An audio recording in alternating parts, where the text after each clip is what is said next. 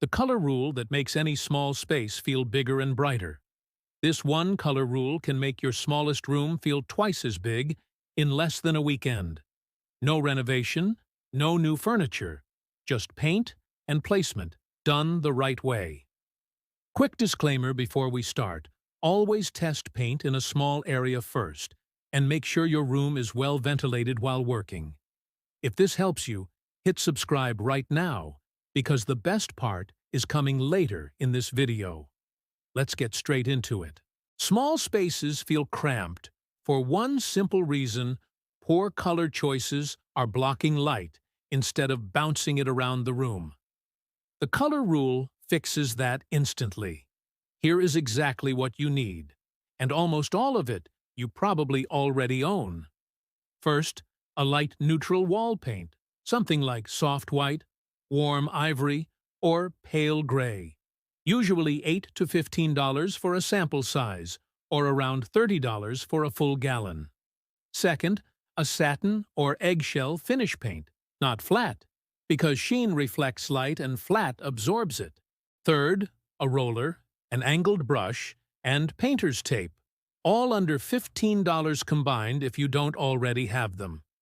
Fourth, one accent element in a slightly deeper tone of the same color family. This could be a curtain, a rug, or a single wall. Fifth, a large mirror. Even a thrifted one works perfectly for this method. That's it. Total cost usually lands under $60 for an entire room. Now, let's move into the step-by-step demo. This is the most important part. So, stay with me. Step 1. Choose your base color family first, not just one color, a family. Pick something like whites, soft grays, or warm beiges. These reflect the most light and instantly make walls feel like they are pushing outward instead of closing in. Step 2. Paint your walls and ceiling in the same light shade, or go one shade lighter on the ceiling.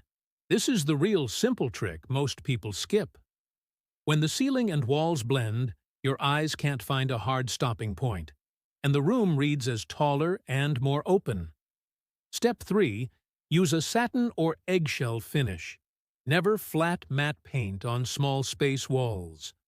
Matte finish soaks up light like a sponge.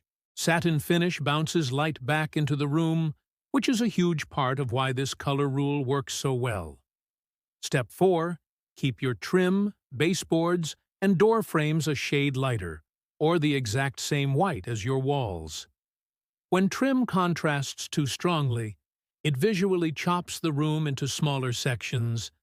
Keep the color rule of it moving as one continuous wrap of light. Step 5. This is where most people get it wrong. Add only one bold accent, never 2 or 3. One accent chair, one curtain, one piece of art in a deeper tone creates a visual anchor without shrinking the room. Too many bold colors, and the brain reads the space as busy and small again. Step 6. Position your mirror directly across from your main light source, a window or a lamp. This single move can visually double your light, because the mirror reflects it straight back across the room. Step 7. Keep furniture legs visible. Don't use pieces that touch the floor completely. When you can see floor space under furniture, your brain registers more open square footage, even if the room size never changed. Step 8. Use vertical elements like tall curtains hung close to the ceiling, not just above the window frame. This tricks the eye into reading the ceiling as higher than it actually is. Step 9. Avoid heavy patterned wallpaper in small rooms. If you want pattern, keep it subtle and low contrast so it doesn't compete with the light color base. Step 10. Finish with warm white lighting, not yellow-toned bulbs, and not harsh, cool white. Lighting temperature works together with your paint color to either help or completely cancel out this color rule. Follow these 10 steps in order, and you will already start noticing a shift before the paint is even fully dry. Now, let's talk results, because this is where it gets dramatic. Picture a small bedroom, dark navy walls, heavy curtains, cluttered corners. The kind of room that feels like it's closing in on you the moment you walk through the door. Now, apply the color rule. Soft ivory walls, matching ceiling, satin finish, one warm beige accent chair, mirror across from the window. Same exact square footage, same furniture layout in most cases, but the entire feeling of the room changes completely. Light bounces from wall to wall instead of dying on dark surfaces. The ceiling disappears visually instead of pressing down. The mirror doubles the window's natural light output. People who try this consistently say the same thing. The room doesn't just look brighter, it looks physically bigger, even though not one wall actually moved. This works the same way in kitchens, living rooms, tiny apartments, even long, narrow hallways. Dark corners open up, cramped areas start breathing, and rooms that felt like storage closets suddenly feel like real living spaces. Let's break down the science behind why this color rule actually works. Because this isn't decoration trickery, it's basic physics and psychology working together. Light colors reflect the majority of visible light that hits them, while dark colors absorb it. When your walls absorb light instead of reflecting it, your brain interprets that space as dim and closed off, which reads as small. When walls, ceiling, and trim share the same light tone, there's no visual line where one surface stops and another begins. Without those hard boundary lines, your brain can't accurately judge where the room ends, so it assumes the space is larger than it is. Mirrors add a second layer to this effect. They literally double the amount of visible light and depth in the room, tricking your brain into perceiving an extra few feet of space that doesn't physically exist.